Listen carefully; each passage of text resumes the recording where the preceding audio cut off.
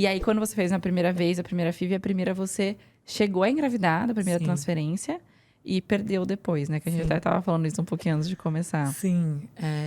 Bom, só quem vive sabe, a gente estava falando isso. É muito difícil, não tem o que falar. E aí, como eu estava vivendo todo esse processo de não saber se eu ia ser mãe, né? Quando você está vivendo o processo de tratamento, etc., você não sabe se de fato você vai conseguir. Vai dar certo. É lógico, meu marido tinha muita fé, assim, ele acreditava muito, mas eu tava naquela insegurança total. Quando deu certo, que eu vi assim o positivo, eu fiz o teste antes até de fazer o beta, porque eu não tava me aguentando, e aí deu positivo.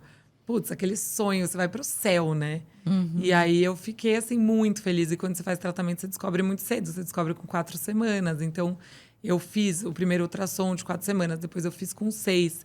E aí, quando eu fui. Aí eu falava pra ele, eu quero fazer toda semana. Quando eu fui fazer com 7, que daí ele falou, putz, não tá evoluindo bem e tal.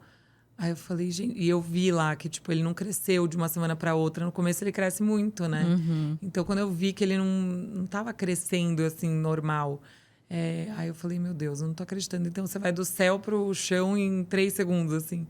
É muito duro, parece que puxa um tapete embaixo de você. Eu não preciso Sim. nem te falar, você sabe. E na hora foi muito, muito difícil, assim, muito. Muito frustrante. E eu falei, gente... E aí era mais uma coisa me trazendo aquela dúvida do tipo, será que vai rolar? Será que eu vou ser mãe? E eu queria muito ser mãe, era um grande sonho meu. E aí eu ficava com aquela culpa também de ter demorado para começar a tentar. Então eu falava, ai, será que eu demorei demais? Será que eu devia ter tentado antes? Então vem 1000 questionamentos na cabeça Sim. naquele momento. Mas é isso também, eu fui para casa, eu chorei muito, eu vivi aquele período, né, do luto, até o momento que eu pensei, se eu ficar vivendo isso, eu não vou ficar mais próxima do meu sonho. E meu sonho é ser mãe. Então eu tenho que, uma hora, levantar a cabeça e falar, vou tentar de novo. E aí foi isso que eu fiz, entendeu? E é até uma coisa que eu falo, assim, no meu caso, já era para uma segunda gestação. Então, foi mais leve, entre aspas, porque eu falo assim, no sentido de eu já tive uma filha. Então, assim, eu sei que eu consigo, eu sei que é possível. Eu acho que se fosse na primeira, que tem uma expectativa muito maior, e aí vem aquelas dúvidas do será que eu sou capaz? Será que eu posso? Será que eu vou conseguir? Eu acho que teria sido muito mais pesado nesse sentido. Então, em nenhum momento me veio essa dúvida, sabe? Foi só um do tipo, dessa vez não deu certo. Mas eu não tive esse... Algumas pessoas falaram pra mim, ai, não se pressiona. Eu falei, não, eu não tô com isso. Realmente... Isso não tá nem passando pela minha cabeça, porque eu já tive minha filha e foi tudo tranquilo e tal. Então, era pra ser, simplesmente era pra ser dessa forma. Mas eu acho que na primeira gestação, e ainda mais quando tá fazendo FIV, tá todo num processo, coloca esse peso muito maior, né? Do tipo, será que vai dar certo, né? Sim. É que quando você vê que você tá grávida, independente de ser primeira, segunda, terceira, você já começa a fazer 1000 planos, né? Já pensei em nome, em quarto.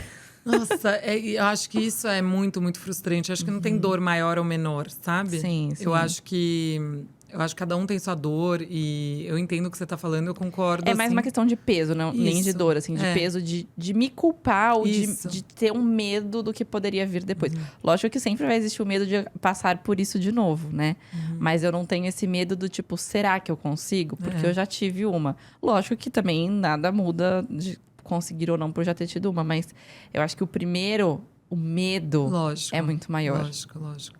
Não, e aí, quando você engravidar de novo, eu já te aviso que você vai ficar mais apreensiva, não tem como. Porque quando você vive isso, na hora, você não vai se permitir tanto ficar tão feliz no começo.